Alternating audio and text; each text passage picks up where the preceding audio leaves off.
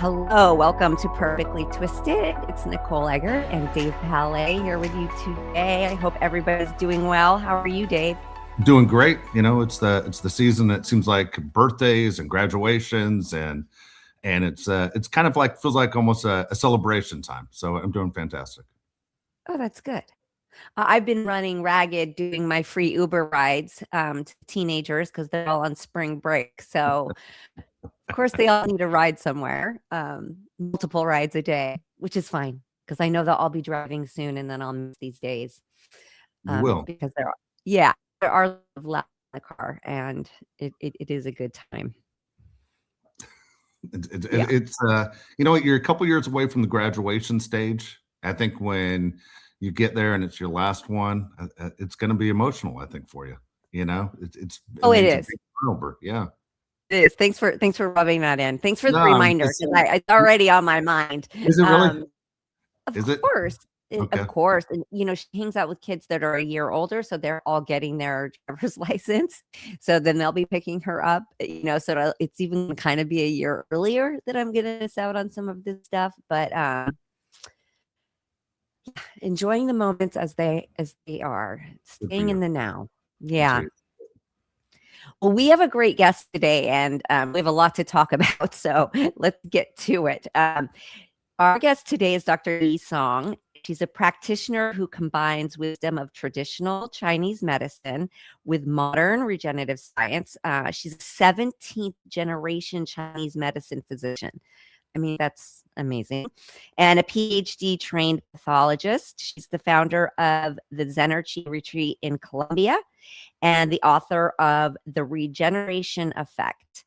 Dr. Song's work focuses on helping people optimize healing, longevity, and overall wellness by blending Eastern and Western approaches to health. So excited to introduce Dr. Yi Song. I'm very happy to be here. I talk a lot about preventative lifestyle. And I have so many questions for you because you touch on that. You touch on, when we talk about regeneration and keeping ourselves healthy and young, happiness is your first idea of what we should be achieving, right? Yes. You do a lot, you work in stem cell treatment. So I have so many questions on that because we know here it's not quite legal because big pharma can't get their hands on it to make money, so they don't allow it, and that it's a problem in our medical world here in the United States. I've been battling. I had a cancer diagnosis. And so I try very hard to blend the two because I did need the Western medicine to, stop the cancer in its tracks. But then it comes a point where I say, okay, enough with the prescriptions. Let's get to the root of the problems and let's try to heal the body on a cellular level. And I know you know a lot about that. So I would love for you to speak on any of it. Sure. I would like to share my knowledge and also my philosophy influenced by ancient wisdom. So let's talk about so stem cells. I heard you talking a lot. I listened to a podcast that you did. You talk about the people use it for like joint pain. There's been some improvement with Parkinson's disease. How about and I know anti-aging, but a lot of people approach the anti-aging for the outer. And then there's people like myself. I think a lot more people these days are starting to realize that we want to do anti-aging on the inside, right? Yes. Because that's really what matters and what counts. So can you talk to us about that, about maybe using stem cells for menopause and anti-aging on the inside? And is that even a thing? Because everybody's aging. Aging is inevitable. So especially for women, when we hit the menopause age, perimenopause age, then our hormones are declining and not in harmony. So we need to somehow, of course you can do hormone replacement now, therapy, but that is now like, again, it is not really treating the root cause. The root cause is our organs are aging, the ovaries are aging, so then our body cannot produce enough estrogen, progesterone, and other female-related hormones, or even testosterone in females, to support the normal body function. So what do we do about that? And my approach is, if you need some hormone replacement therapy to supplement your declining hormone, it's fine. But on the other hand, you also need to address your body function better so that your body can produce those hormones needed in the balanced ratio. So how do we do that? Right now, I don't think there's very good studies about what we can use to maintain the good function of our hormone secretion. So because Western medicine, most time they just supplement it when you're deficient with certain hormones, but then our understanding of the different hormone balance is very limited. So how do we make the supplemented hormone in the balance as natural as possible? So in my approach, because I'm actually in the menopause age, I have been doing stem cell treatment on myself for the past 5 years. And I do feel that supplements what other things I do, including dietary supplements I use, in natural food that can help with female hormones. And I do some other injections like NAD, glutathione, and even some GLP-1, which is also related to aging. So I think all these things combined together, they can actually restore the normal function of your body to have the normal ratio of natural hormones secreted in the balanced way, so that you don't have to rely on the supplemented hormone replacement therapy for that. And also you can get better balanced hormone ratios rather than just trying to tweak the hormone replacement therapy, because sometimes you cannot get it right. So let's back up a little bit and talk about stem cell therapy, because we hear it.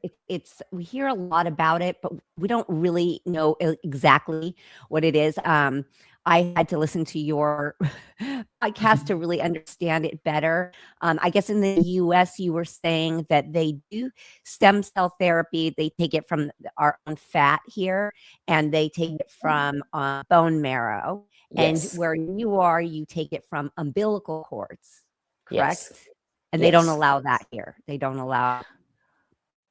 In the US, you can also get umbilical cord stem cells. It's just not as easy. But on the other hand, the problem with the umbilical cord stem cells you get from US companies is they don't allow you to expand the umbilical cord stem cells in the lab and then use it in clinical applications.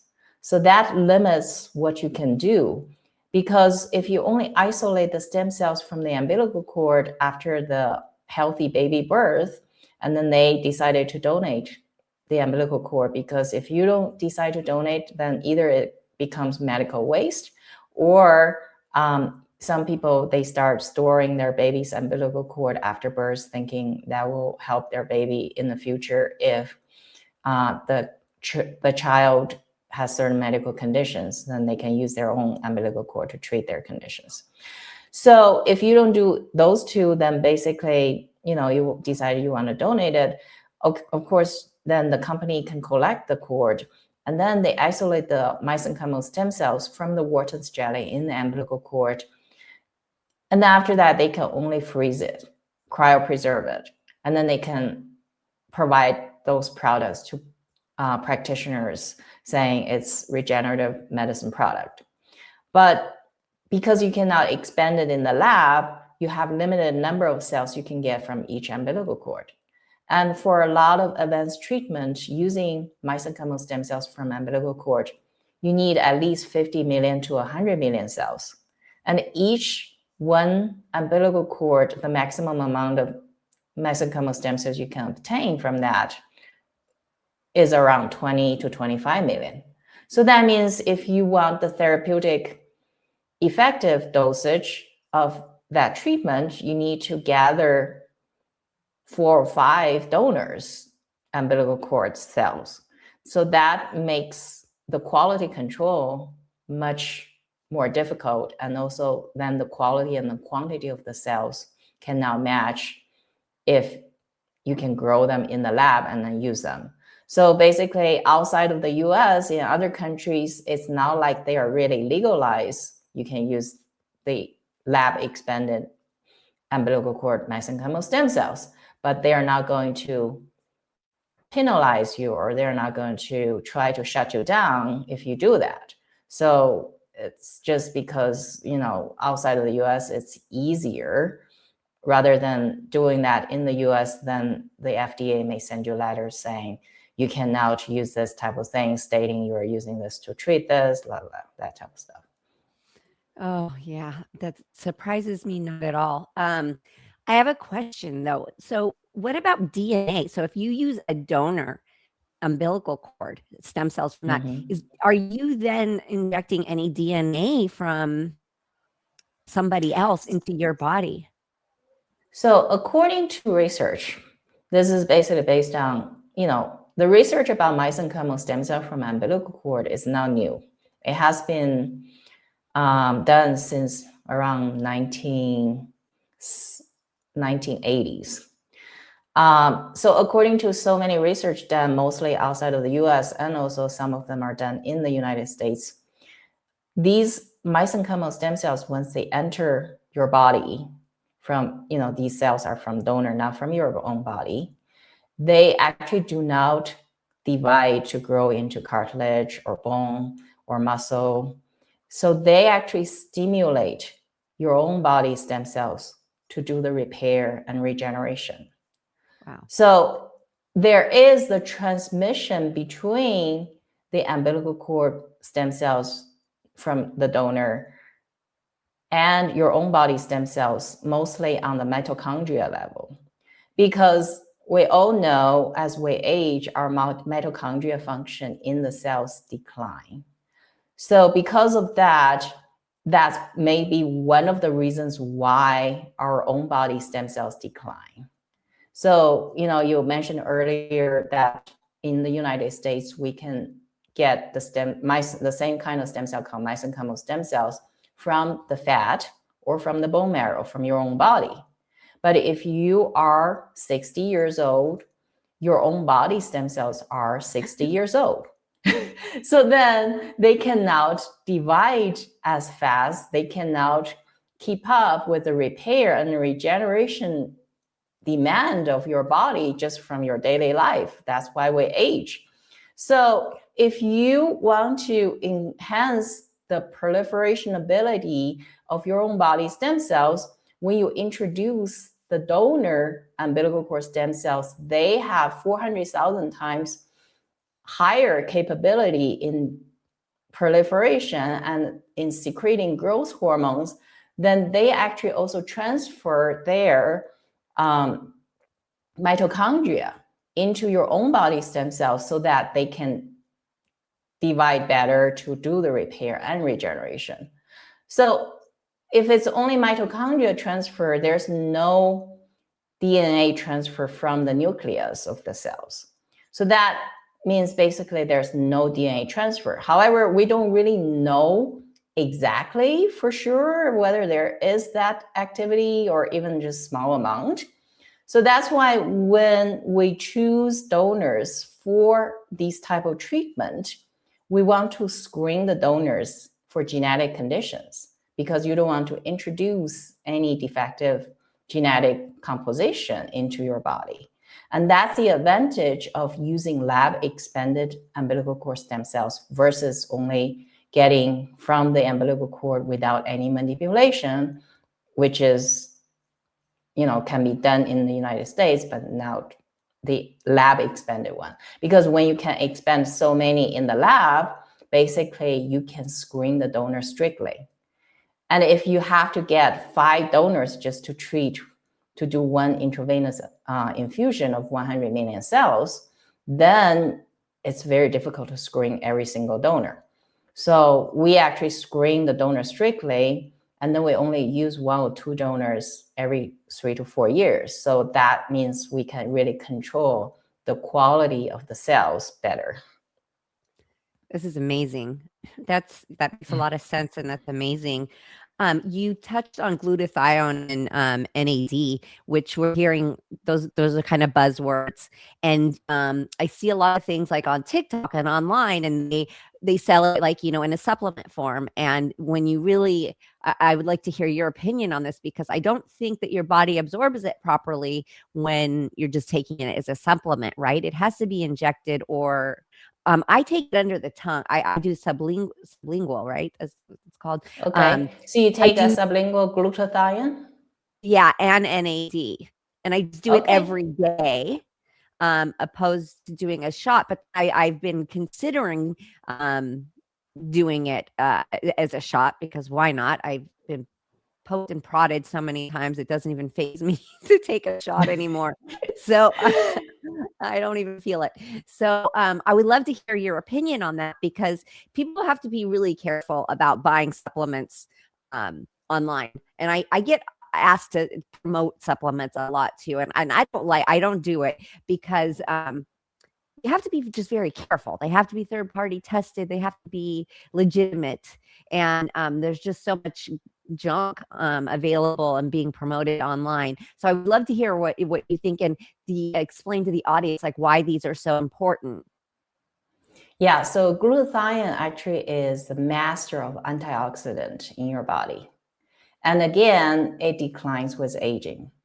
And the glutathione function inside the cells actually is to neutralize the free radicals generated from mitochondria during the energy production. So that's why if your glutathione declines, then your body cannot keep up with neutralizing the free radicals generated from normal ATP production in the cells. Then you will get more free radical damage accumulated over time. So then when you get free radical damage accumulated over time, eventually your body will accumulate damages to the point that you will develop a lot of aging related conditions. So I recently, so before I knew about this product that actually you can use to spray on yourself, on your skin, to introduce glutathione into your body, which is a much easier and more effective way. I have been doing the glutathione intravenous infusion for the past 3 or 4 years.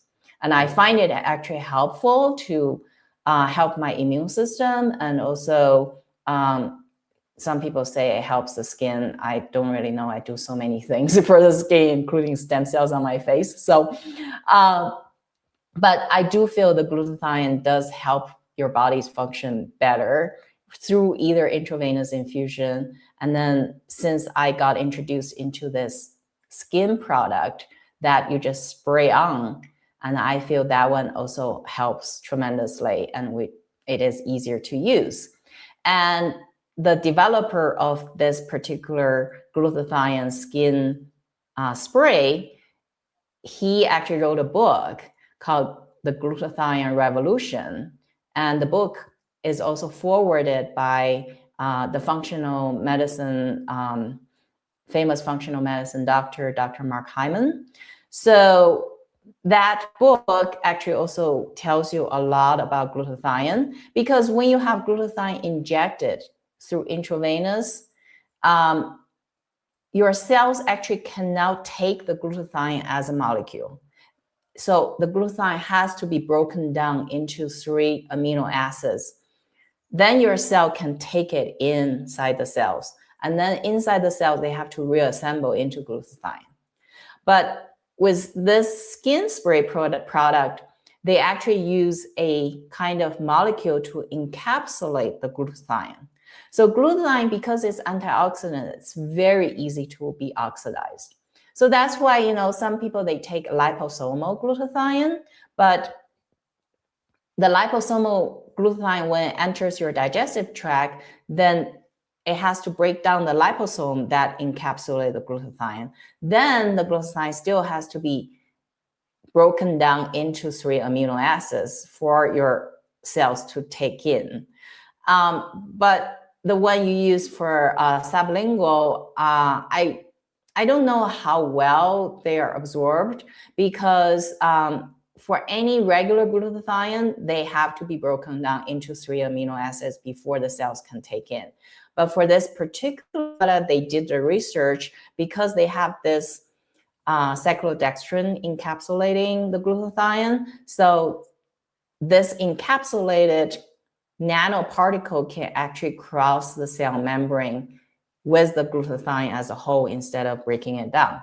So I think it just makes it easier for the cells to utilize the glutathione. Okay, so I should ditch the sublingual one and go for the spray? You can try it to see how, you know, you feel it, because that product, it really has the distinct smell of glutathione. I've never tried sublingual one, so I don't know when you take the sublingual one, do you taste anything? But maybe because it's liposomal, so you don't taste the glutathione. But this product, when you spray on your skin, you can smell the glutathione. Oh, okay. I'm big on smells. I do taste something, but it's not horrible. It's not horrible. And I do it. It smells a little bit sulfur smell, because glutathione has a sulfur. So you can smell that unique sulfur smell. And if you go to like a volcano or hot spring, when those places has sulfur content in the water, then you can smell that sulfur too. So that's the smell. Yeah, almost like an egg, right? Like a rotten egg.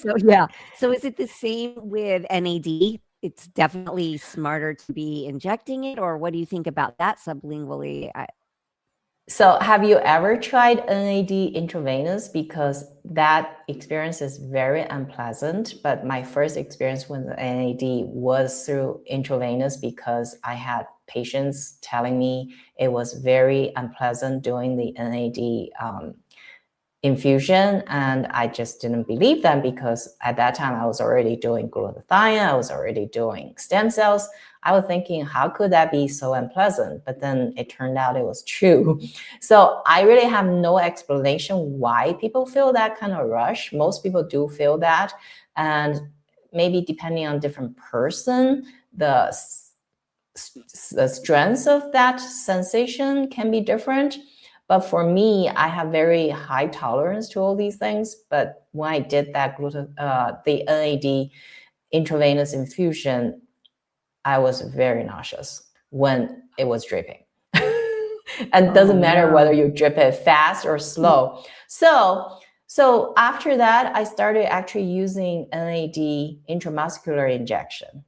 And even when you do the intramuscular injection, since it gets into your bloodstream through the muscle, and I can also feel that mild sensation. Of course, it's very mild, so it's not that bad. But the same person, the same pharmacist who developed this glutathione skin spray, he said the reason, his motivation is he's very afraid of needles. So he doesn't want to do any of this needle injection. And he developed this NAD nasal spray.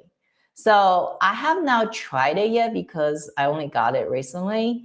I don't really know whether that works better than intramuscular injection, but I think it is a good route so that it's easier to do. Because for me, even doing the intramuscular, I sometimes just forget, because I don't have really serious problem to remember doing it every other day, and I'm always bad at taking any supplements. So on my advice about taking supplements, I really believe You only need to supplement it when you really need it. So like glutathione and NAD, I really believe it's beneficial to do when you age. So because I'm reaching age 51, I'm going to be 51 in 3 months. So I think, I really want to help my cells to function better, make ATP better. So, but other than that, before, say, 20 years ago, I never took any supplements because I believe if you can get a lot of your nutrients, vitamins from the food, from the natural source, that's the best way. So I'm a big advocate on natural food, dietary structure to help your body instead of taking 100 different pills, that type of stuff. Well, let's talk about that a little bit, because in the United States, I'm sure you're very aware that most of our food is really toxic and just really unhealthy and bad. Yes. It's hard to eat healthy here, like truly healthy. People think they're eating healthy and they're not. So I always talk about preventative lifestyle, and I had to learn the hard way, right? Like I had to have a diagnosis before I really started understanding and learning about all of these things. And I always try to tell people, but it falls on deaf ears because in the United States, we're kind of conditioned to treat symptoms. And we just treat symptoms, and that's just what we do. And we live in this world of convenience. So we eat everything out of plastic and just buy all the toxic products and, eat all the pesticides. And it's so important. And it's just not taught here to live a preventative lifestyle so that you don't get the diagnosis. We always wait until something bad happens, and then we go back and try to fix it. And so talk to us a little bit about that, because it really, I try to drive that home with people. If you can avoid it, do it before it's too late. And you don't have to change your whole life. If you can improve 50 to 80%, I try to tell people, because they're like, oh, it's too overwhelming. Excuse me. It's too overwhelming. It's too much. If you can just do a little bit at a time and eventually, work your way up to living a cutting it in half is even amazing. So just I want you to tell the listeners how important that is. Yeah, so that's actually one of the principles I wrote in my book, Regeneration Effect: Secret Wisdom for Staying Young. And the principle is called early prevention, which has been written about 6,000 years ago in Yellow Emperor's book, talking about health and longevity, because you don't want to wait until the fire already starts to dig well, or you don't want to wait until the war already started to forge weapons. That's a little bit too late. So, but most people, they really, just like you said, they just want the convenience and the habit. They don't want to change that because making changes takes effort. And the effort of making the changes, maybe the pain of making changes is greater than staying status quo. So that's why so many people, they don't really do it, even though they know about it. Sometimes they actually say, I know that I shouldn't eat that, I shouldn't do that, but they just do it. It's really out of convenience, comfort zone, and just laziness. Because to make the changes, you actually incur pain because you're not familiar with, and then you also need to break your habits. That's why people have the inertia to make these changes or even to adapt early prevention model. And on the other hand, our medical system is all about treating the symptoms, and you don't need to do anything until your symptoms arise. So then that's why people are so used to our traditional Western medical system. Then that's the other reason why they don't really adopt early prevention. And then you also mentioned about our food system. In big cities, our food distribution and the length of the time from where the food are grown to where it reach us on the table. That's why it has so many preservatives, all the sprays. That's why I fell in love with Colombia, because it's so natural, and most foods here much more natural than what we can get in the United States. And most times you get the fruits and vegetables directly from the farmers who grew it. And that's why every time I come here, I feel my body is in much better balance, and then I can lose weight easier, and I feel my digestion is much better. So for people who are in big cities and they really don't have this type of access, I guess the best way is just not to eat junk food, and then try to cook the natural food as much as possible. It's because the United States, we have like being overweight is an epidemic, cancer is an epidemic, and everybody throws up their hands and says, I can't believe it. Like, look what's happening. And nobody makes change. Nobody demands. I have heard from somebody on the inside from a major corporation, we won't say any names, it's a food distributor, that said they don't change it because the Americans just keep buying it and don't say anything about it. They don't complain, so they don't make the changes. Whereas in other countries, those same companies produce a different kind of product with their ingredients. Even in Canada, things are so different.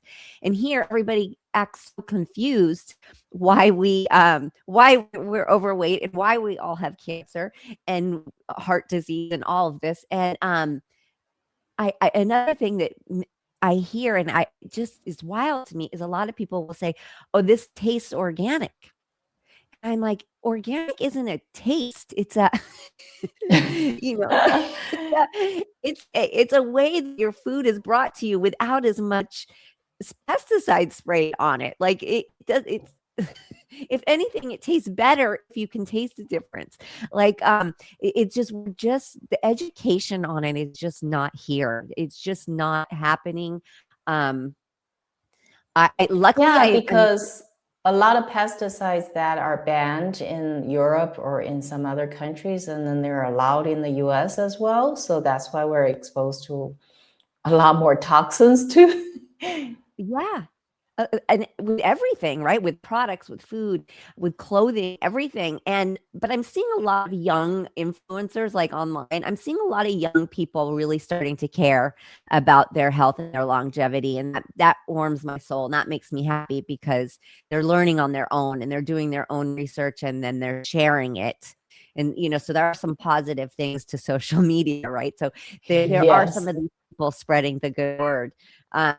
But yeah, preventative lifestyle is just so important. And I wish I had known it. Luckily, I have my youngest is still at home with me. So she's starting to learn some of these things. And although she doesn't adopt them fully because she is still a teenager, she definitely is aware. She definitely goes straight to the organic food. She definitely doesn't eat a hot dog. She doesn't eat fast food. And she's definitely conscious and aware of it, which makes me happy too.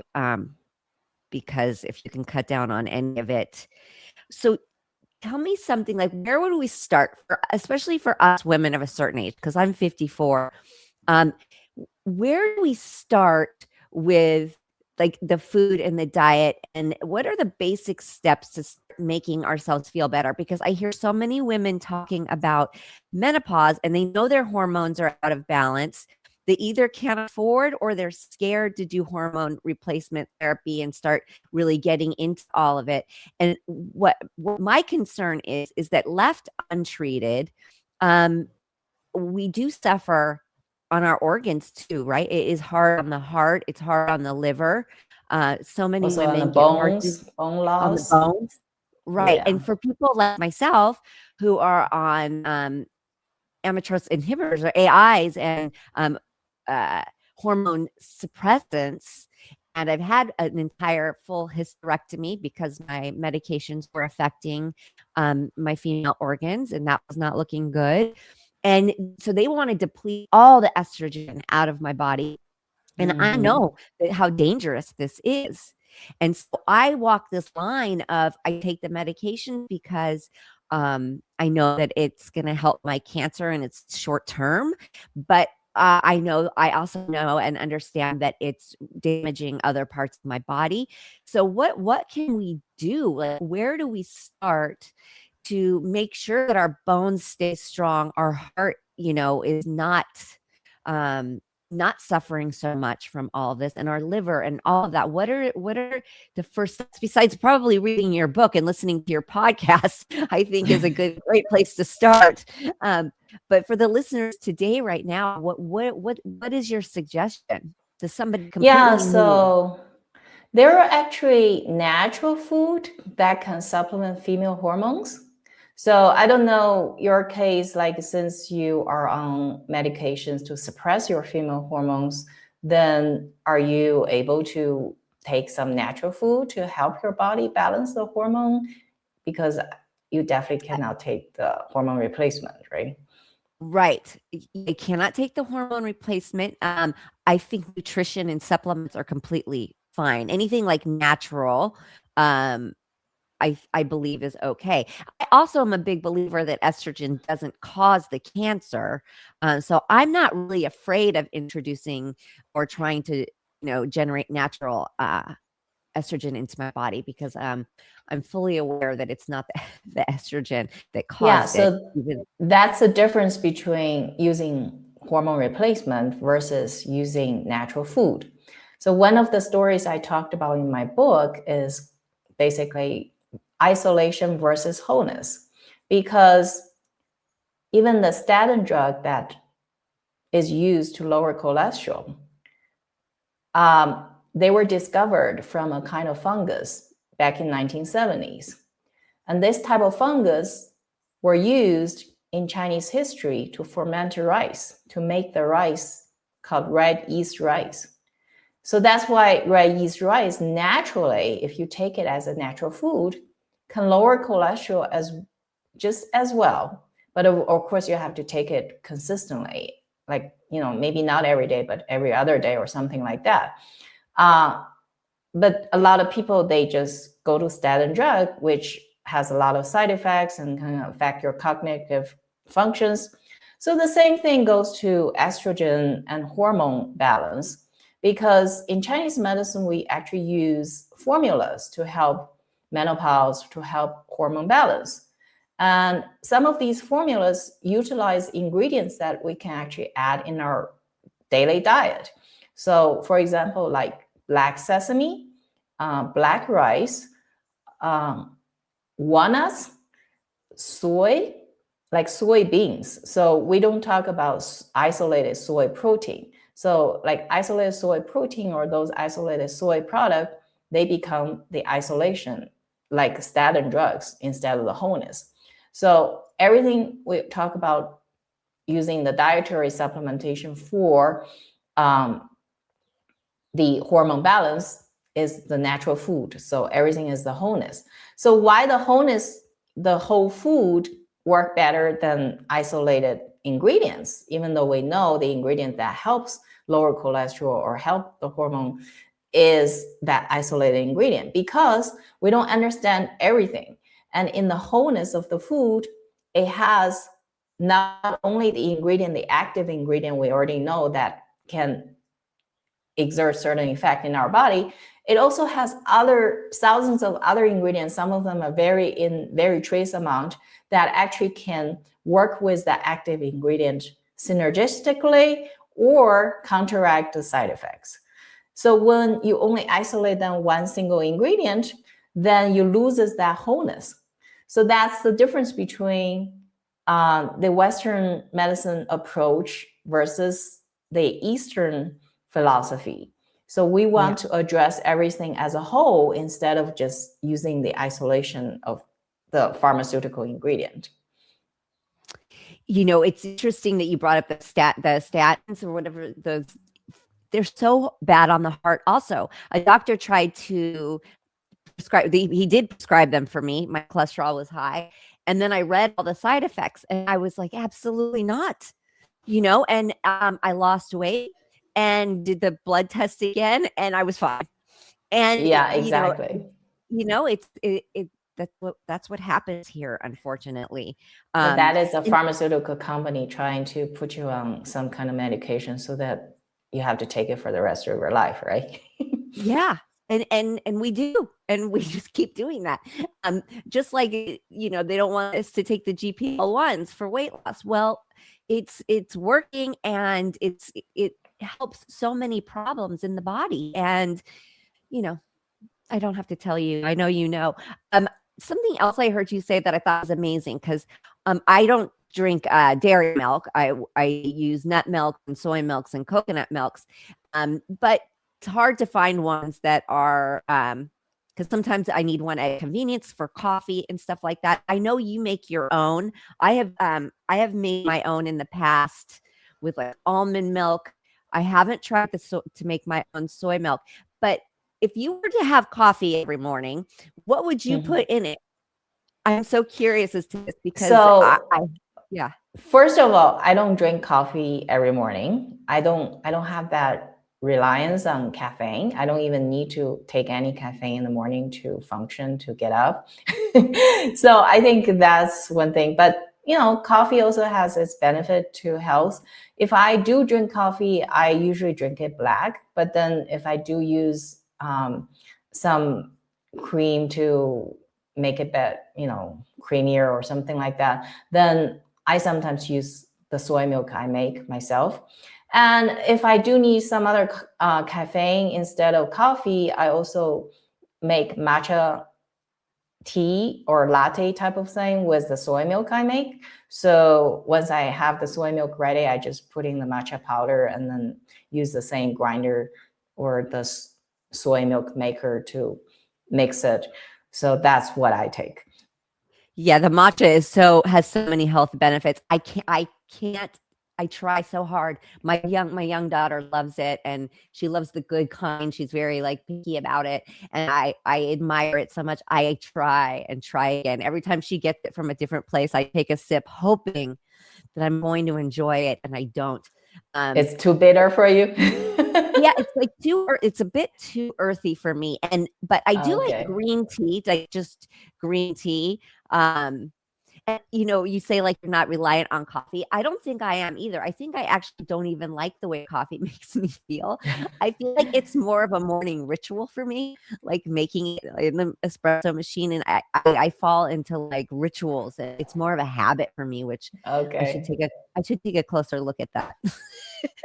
I should take a So closer when look. your daughter makes matcha or she drinks matcha tea or whatever the thing, matcha latte, do you put sugar in it? Because when I make mine, I actually put manuka honey in it, which doesn't have a lot of sugar content, and then it's very good for immune system too.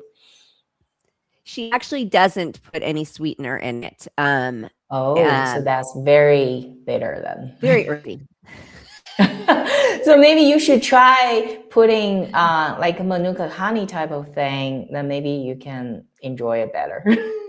I'm gonna give it a shot. At this point, I really want to. I want to get on that because it's everywhere, and it's so trending right now. So it's so readily available, and I want to. So I will try that. So tell us about your book and where we can get it, and your podcast, and just all the things where people can find you and where I can find you after, because I'm so excited to read your book now. So my book, the main book, Regeneration Effect, Secret Wisdom for Staying Young, has not been published yet. We're still working on the editing phase. But I already published the abridged version called The 6 Principles to Natural Longevity. And that version is available on Amazon and also on my website, shop.regenerationeffect.com. And for listeners to understand the 6 principles easier, I also made 6 pamphlet books, each one talking about one principle. And then each pamphlet book is only like 30 pages. So it's very easy for people to read. It doesn't take a long time. Then those pamphlets are also available on Amazon and on my website. And then if they want to listen to my podcast about stem cell treatment, I have dedicated podcast called Stem Cell Therapy, Stem Cell Talk. And you can find it on all the major podcast platforms, Apple Podcasts, Spotify. And I have another podcast, which is talking about anything related to health and longevity, now just limited to stem cell treatment. Then that podcast is called Regeneration Effect. And that is also available on all the platforms. Amazing. I love the pamphlet idea. That's so very smart. That's very smart, very helpful, because yeah, I love that idea. I'm going to get my hands on those. Your website one more time. Regenerationeffect.com. That is for the book and also for all the other products, or including you can order the book, you can pre-order the book. If you want to pre-order the big book, it's book.regenerationeffect.com. And if you want to get one free download for Tend Your Body Like a Garden, which is book 4 of the 6 principles, that one you can get it as gift at gift.regenerationeffect.com. Amazing. Thank you so much for joining us. Thank you so much for everything that you do. It's just amazing. I am so happy to share what I can teach people through the ancient practices, because I believe if we, just like what you said, we don't need to make the change 100%. We can just implement pieces, small pieces, which is easier to adopt, right? Then you can do slowly, piece by piece. Then if you can even just make 50% change, it can make a dramatic impact on the life and health and longevity. Yeah. And it's important, because I think a lot of people think that either you have to be all in or nothing. I hear people, a friend of mine the other day said, oh, well, it's too late. I've already done all the damage. And they don't understand that the body will heal itself, and it has great powers to do that.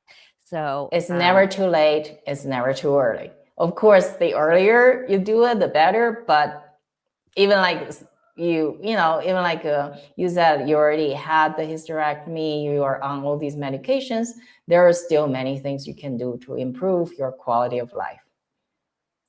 Yes.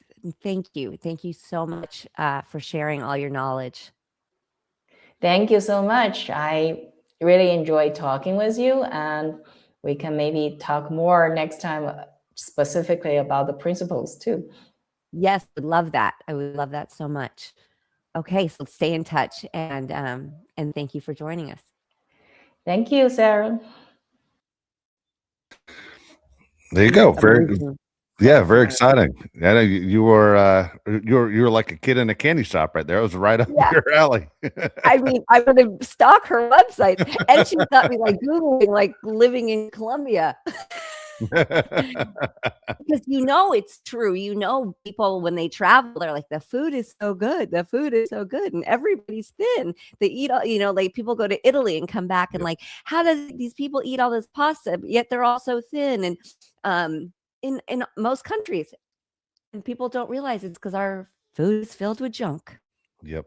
No, you're right. You're absolutely right. So that was amazing. So give us a like, give us a like. I don't know what that is, but give us one. Give us a like, a subscribe, a follow, a listen, and go check out Dr. Yi Song.